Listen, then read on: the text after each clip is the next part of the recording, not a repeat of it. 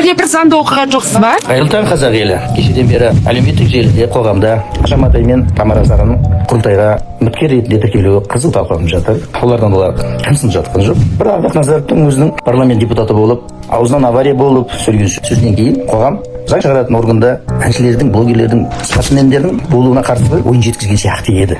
Десе де басқаларға бұл жетпеген сияқты. Ашаматайдың бұл мен өзім қалауым деген, Жүрегімнің қалауы. өзінің қалауым деген бағдарламасымен шатастырып деп те ойлайсың. Заң шығаратын орган бұл біреудің өзінің қалауымен баратын жер емес. Бұл халықтың қалауымен баратын жер, және халықтың мүддесі үшін терлеп, шыңғырып, шырылдап қырылысатын жер.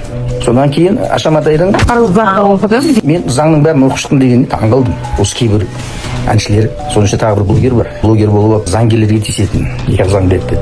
Қалайша сіздер заңдарды қай кезде оқып шығып жатырсыздар? Мен күнделікті заңмен 26 жыл бойы жұмыс жасап келемін. Қай заңның кемшісін, қай заңның дұрысын не дейін білемін. Бірақ соның өзінде 26 жылымда осы заң жүйесінде жүргеніме қарамастан барлық заңды оқып шықпаппын. Оған мүмкіндік жоқ. Сондықтан Ашаматайдың ертең заң шығаратын орынға заңның бәрін оқып шықтым деп бара жатқанына куәсі болу үшін жекпе-жек депутатқа шақырғым келеді. Яғни қазақтың болашағын айқындайтын құрылтайдың депутаты мен жай қарапайым заңгердің арасындағы сұхбатты көргілеріңіз келе ма? Иә десеңіздер, қолдап пікір білдіріңіздер және тіркеліп кетіңіздер. Машапай. Мен бұдан кейін осыған қатысты біраз посттар салатын боламын. Қазақ елі, ел жұрт мал жан аман ба. Мен есін айтқан болатын, бүгін әлеуметтік желіде қарап отырсам, мына Қазақстан Республикасының заң шығарушы органы құрылтай мекемесіне есімі Ашаматай деген Қазақстан Республикасының азаматшасы, ол көптеген жастарға арналған бағдарламаның өзі былайша айтқанда автор дейді. Соған көбісі қарсы шығып отыр. Енді Ашаматай деген қалай түсінсек болады.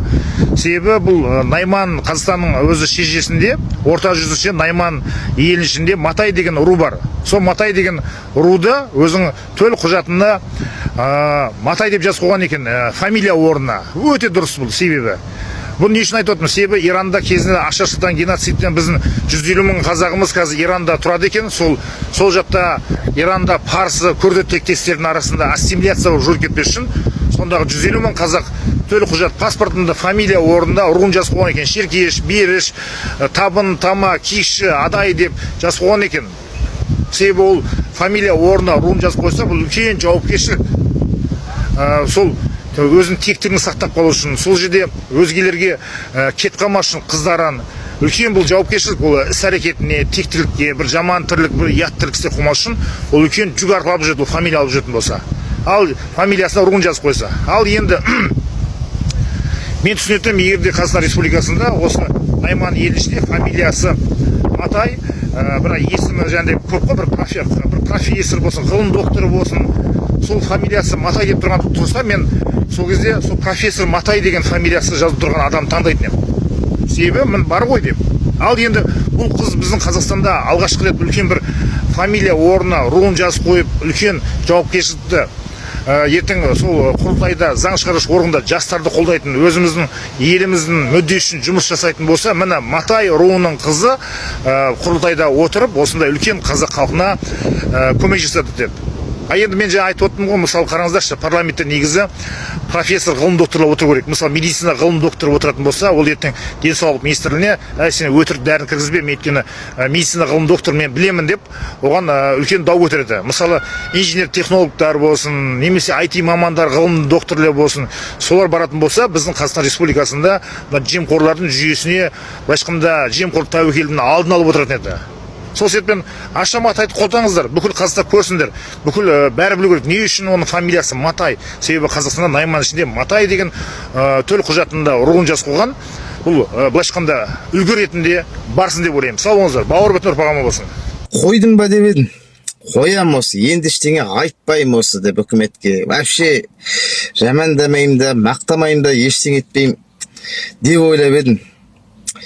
Ашаматай депутат болайын деп тұрасың, сосын ойладым, мен де депутат болып алайыншы осы. Бірақ мен бар ғой, мына видеоны барлық астына Ақорданы, президент, премьер-министр бәрін белгілеп кетіңіздерші. Халықтың арасынан таңдаған депутат шыға ала ма екен? Реально, сол рас па, өтірік па? Бізде әділ сайлау бар ма, жоқ па? Вот соны біліп ал. Мен жаңағыдай лауазым үшін емес, жаңа нәтиже үшін жаңа жұмыс орындарын қамту үшін, жастарды пәтермен қамтамасыз ету үшін, кәсіпкерлерге шындайында өтірік көмек емес, шын көмек жасау үшін жаңағыдай ауылдың жерлерін дамытуға, сыбайлас жемқорлықты жоюға, тағы не бар? Халыққа сапалы білім беру, жаңағыдай жерді дұрыс пайдалану, бюджетті дұрыс пайдалану жөнінде сондай вопростарды көтеріп депутат болайын деп едім. Соның ішіндегі мына бір вопрос, мына жаңағы ОСМС дейді ғой, сол жаңағы медицина мен халықты қамтуды тегін қылып, до конца точкасын қойып, мына утилизбордың вопросы, солардың бәрін қозғап, сондай депутат болайын деп едім. Қызмет үшін емес, ақша үшін емес, халықтың арасынан реально қойыла ма депутаттыққа, әлде қойылмай ма, әлде тек баяғыша өздерінің сайлаған адамдары бола ма? Нәтижесін көрейік. Мына видеоны барлық жерге таратып, бүкіл ағайындарыңа көрсетіп, бүкіл таныстарыңа жіберіп, астына барлық жаңағы Ақорданы, президентті, барлық маслихат депутаттарын, бұрынғы мәжіліс депутаттарын, барлығын соның бәрін белгілеп кетіңіздер астына. Не болар екен? Барлық блогерлерді белгілеңіздер. Көрейік. Қарапайым халықтың арасынан депутат шығады ма? Енді мынау енді болды ғой, енді шектен шықты ғой. Жаңағыдай әншілер шығады, аннан мұннан. Жаңағы білмеймін. Енді шыны керек, енді бір соңғы өзгеріс қандай, заңнамалар өзгерістер қандай болды десе, соған жауап бере алмай жатыр. Енді елдегі мәселенің не болып жатқанын білмейтін адамдар түсіп жатқанда, мен ойлаймын, смело түсуге болатын сияқты маған.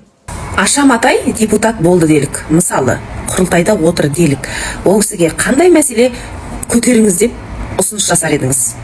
Мен қалаулым қосылайық, бір болайық деген бағдарламалар бар ғой, жұтырайған. Сол бағдарламалардың жабылып, сондай бағдарламалардың Қазақстанда дүниенің соңына дейін ашылмауына құжат дайындап, мөрін басып жасап кетіңіздер едім. Неге? Өйткені Аша Матай ол бағдарламалардың қыр-сырын, жапсарын, құпияларын бәрін біледі. Білгеннен кейін оның жабылуына да әрекет ете алу керек.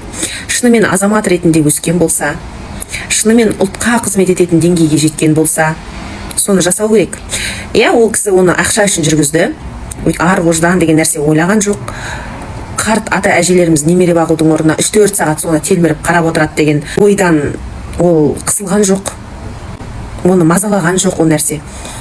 Ол бағдарламалардан өріп шыққан блогерлердің халықты алаяқтықпен түрлі құмар ойындарына үгіттеп жатқандығы, жастарға азғындықты көрсетіп жатқандығы селк еткізген жоқ оны кезінде. Енді ол азамат ретінде өстім деп отыр ғой. Біздің ұлттық құндылығымызға, ұлттық руханиятымызға, жастардың тәлім тәрбиесіне кері әсерін тигізіп жатқан. Балаларына ертегі айтып, үлгі өнеге ғибрат сөз айтып отыратын, немере бағып отыратын ата әжелерімізді гипнозға түсіріп тастаған бағдарлама бізге керек емес қой. Соларды тамырымен құртуға, түбімен жоюға әсер ете аласыз деп ойлаймын. Сол кезде мүмкін халық сізді мойындайды. Өзің не қылып өтсің, соны жасамай деп айтасыңдар ғой маған. Бәрін жасаған кезде партияға тіркеліп, бір-екі жерде қайырымдылық көрсетіп, саясатқа аттап басу деген нәрсені ойламаппыз ғой. Саясаттану, әлеуметтану, халықаралық қатынастар деген сияқты факультеттерді бітірген адамдардың айналысатын ісі ма деп ойлаппыз. Бізде халықтың экономикалық, әлеуметтік жағдайын ойлаймыз. Қазіргі мынау үлкен сұрақтармен бетпе-бет келіп тұрған кездегі жайымыз алаңдатады бізді. Сонда бір саясаттың бір тетігінде жүруіміз керек ау деген нәрсе ойымызға кіріп шықпапты. Ақыры адамдардың мүмкіндігі бар екен оған. Немен айналысып жүрген болса да, әйтеуір партияға кіріп қалған бір кездерде мүмкіндікті мүлт жібермеген адамдарымыз бар екен. Ең болмағанда осындай мәселе көтеріңіздер деп айта отырайық дедім.